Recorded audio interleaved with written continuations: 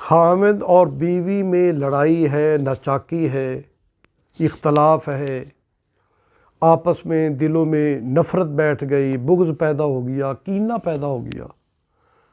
بیوی کہتی ہے یہ مجھے اچھا نہیں لگتا، میری نظر کے سامنے آئے تو مجھے غصہ آنے لگ جاتا ہے، یا خامد کہتا ہے کہ یہ بیوی ایسی ہے کہ اب مجھے اس سے بڑی نفرت ہے،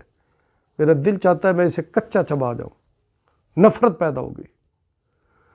تو قرآنی عمل ہے، ایک چھوٹا سا لفظ ہے سورہ یوسف کا، پلے باندھ لے، بڑی کام کی چیز ہے، قد شغفہا حبا، یہ آپ پڑھ لیں۔ بیوی پڑھتی رہے تو خامد اس سے محبت کرے گا،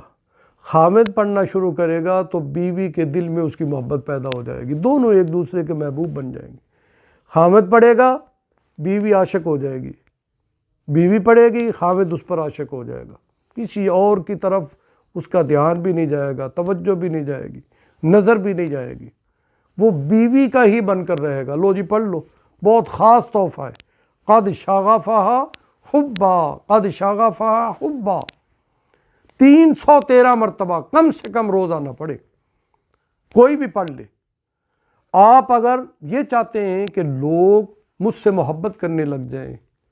میں لوگوں کی نظروں میں اچھا بن جاؤں، لوگ مجھے اپنا محبوب بنا لیں، تو آپ روزانہ کسی ایک وقت میں 313 مرتبہ اس کو پڑھ لیں۔ انشاءاللہ چند دنوں میں آپ خود ہی نظارہ دیکھیں گے کیسے لوگ آپ سے محبت کرتے ہیں، کیسے دیوانے ہوتے ہیں آپ۔